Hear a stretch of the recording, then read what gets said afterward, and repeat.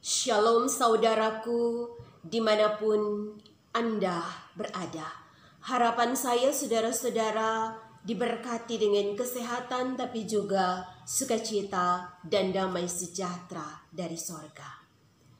Harta rohani adalah tema khotbah gereja Masehi Injili di Minahasa mulai tanggal 20 sampai 26 November 2022.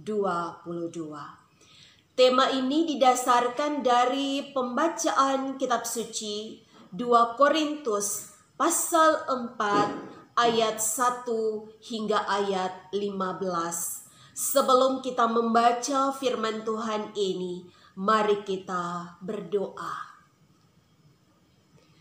Ya Tuhan, hanya oleh Roh Kudus-Mu, maka pengetahuan kami yang terbatas ini akan dapat melihat kemuliaan-Mu, memahami isi hati-Mu, dan melakukan firman-Mu. Karena itu, nyatakanlah pengetahuan-Mu itu atas kami saat ini Bapa, agar mata iman kami terbuka untuk melihat pertolongan-Mu yang nyata dalam hari-hari hidup kami. Dalam nama Tuhan Yesus. Amin. Firman Tuhan 2 Korintus pasal 4 ayat 1 hingga ayat yang ke-15 oleh Lembaga Alkitab Indonesia diberi judul Harta Rohani dalam Bencana Tanah. Oleh kemurahan Allah kami telah menerima pelayanan ini. Karena itu kami tidak tawar hati, tetapi kami menolak segala perbuatan tersembunyi yang memalukan. Kami tidak berlaku licik dan tidak memalsukan firman Allah. Sebaliknya, kami menyatakan kebenaran dan dengan demikian kami menyerahkan diri kami untuk dipertimbangkan oleh semua orang di hadapan Allah.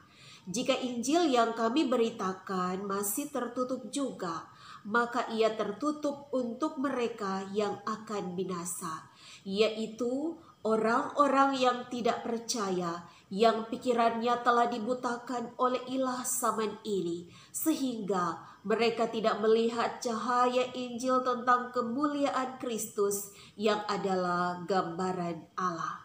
Sebab bukan diri kami yang kami beritakan, tetapi Yesus Kristus sebagai Tuhan dan diri kami sebagai hamba-Mu karena kehendak Yesus.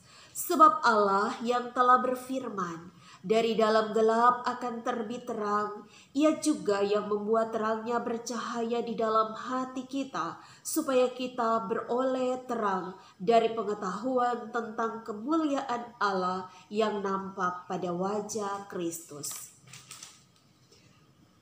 Tetapi harta ini kami punyai dalam bejana tanah liat, supaya nyata bahwa kekuatan yang melimpah-limpah itu berasal dari Allah, bukan dari diri kami. Dalam segala hal kami ditindas, namun tidak terjepit. Kami habis akal, namun tidak putus asa. Kami dianiaya, namun tidak ditinggalkan sendirian. Kami dihempaskan, namun tidak binasa. Kami senantiasa membawa kematian Yesus di dalam tubuh kami, supaya kehidupan Yesus juga menjadi nyata di dalam tubuh kami. Sebab kami yang masih hidup ini terus-menerus diserahkan kepada maut karena Yesus, supaya juga hidup Yesus menjadi nyata di dalam tubuh kami yang fana ini. Maka demikianlah maut giat di dalam diri kami dan hidup giat di dalam kamu. Namun karena kami memiliki roh iman yang sama, seperti ada tertulis, aku percaya, sebab itu aku berkata-kata. Maka kami juga percaya, dan sebab itu kami juga berkata-kata. Karena kami tahu bahwa Ia yang telah membangkitkan Tuhan Yesus akan membangkitkan kami juga bersama-sama dengan Yesus, dan Ia akan menghadapkan kami bersama-sama dengan kamu kepada dirinya. Sebab Semuanya itu terjadi oleh karena kamu, supaya kasih karunia yang semakin besar berhubung dengan semakin banyaknya orang yang menjadi percaya, menyebabkan semakin melimpahnya ucapan syukur bagi kemuliaan Allah. Demikian pembacaan firman Tuhan yang kudus. Jemaat yang diberkati Tuhan Yesus, kota Korintus terkenal sebagai kota maksiat. Daya tarik kota Korintus adalah kuil-kuil kafir yang dilayani oleh para pelacur. Percabulan merupakan suatu hal yang biasa dilakukan oleh orang-orang Korintus, bahkan menjadi bagian dari upacara suci keagamaan. Kota Korintus menjadi pusat utama ibadah dan penyembahan duniawi. Rasul Paulus pernah bekerja dan melayani di antara para pengikut Kristus di Korintus. Dan surat 2 Korintus ditulis karena beberapa krisis yang melanda gereja. 1 Korintus pasal 3 ayat 1 hingga ayat 3. Di mana orang-orang Korintus adalah manusia duniawi yang hidup dengan iri hati dan memelihara perselisihan. Pemabuk, penipu, pemburit, pencuri, banci ada di situ. Dan dalam 1 Korintus pasal 5 ayat 1 sampai ayat 13, bahwa orang-orang Korintus tidak memiliki rasa takut dalam berbuat dosa, bahkan merasa bangga ketika melakukan perbuatan yang bejat. Dan yang ketiga, 1 Korintus pasal 8 ayat 1 sampai ayat 2, bahwa mereka menjadi sombong dan merasa mempunyai pengetahuan khusus yang disebut dengan gnostik. Saudara jemaat Korintus dikirimi kembali surat oleh Rasul Paulus dalam surat 2 Korintus. Surat ini ditulis dengan rasa sedih oleh karena kasih Paulus yang besar kepada jemaat di Korintus. 2 Korintus pasal 2 ayat 4. Paulus juga di ayat 8 sampai ayat 12 dari 2 Korintus pasal 4 menjelaskan tentang penderitaan yang dialaminya. Ia ditangkap, dipenjara dalam Kisah Rasul pasal 15, pasal 5 ayat 18.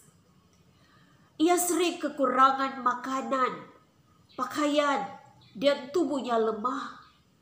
Ia dipukul dengan cemeti, dirajam, pernah tenggelam di laut, dan pelayanannya dihalangi oleh para guru palsu yang meragukan kerasulannya, lalu mempengaruhi jemaat di Korintus. Ayatnya yang ke-12. Di situ juga dijelaskan bahwa maut dengan giat ada di dalam hidup Paulus. Namun di ayat 1 dari 2 Korintus pasal 4, Paulus dan juga Titus mengakui bahwa karena kemurahan Allah mereka melayani, mereka menerima pelayanan dari Allah. Karena itu mereka tidak tawar hati. Artinya mereka tidak kecewa, tidak berkecil hati. Mengapa? Jawabannya di ayat yang ke-6, yaitu karena pengetahuan tentang kemuliaan Allah yang nampak pada wajah Kristus. Sekali lagi, karena pengetahuan tentang kemuliaan Allah yang nampak pada wajah Kristus. Inilah yang disebut dengan harta rohani di ayat 7. Harta rohani yang disimpan dalam bejana tanah. Pada masa itu, bejana tanah liat adalah wadah untuk menyimpan harta yang berharga, seperti uang, emas, perhiasan, dan lain-lain sebagainya. Karena pengetahuan tentang kemuliaan Allah dalam Kristus sebagai harta rohani yang tersimpan di dalam hati, maka Paulus menjadi pribadi yang kuat, tabah, dan tahan dalam aniaya dan penderitaan. Bahwa kekuatan yang melimpah yang dimiliki oleh Paulus itu berasal dari Allah, bukan karena kehebatan Paulus. Maka teks 2 Korintus pasal 4 ayat 1 hingga ayat 15 mengingatkan jemaat di Korintus dengan tantangan yang ada di sekeliling mereka, dengan cobaan, dengan godaan. Sekali lagi Paulus mengingatkan bahwa mereka atau jemaat di Korintus memiliki harta rohani dalam hati mereka, yaitu pengetahuan tentang kemuliaan Allah yang nampak dalam wajah Kristus. Sebab itu, jemaat di Korintus juga akan seperti Paulus yang tetap tabah, tetap kuat walau dalam penderitaan. Saudaraku, berapapun banyaknya harta duniawi yang kita miliki, uang, tapi juga emas, harta yang bergerak atau yang tidak bergerak, mobil, rumah, tanah.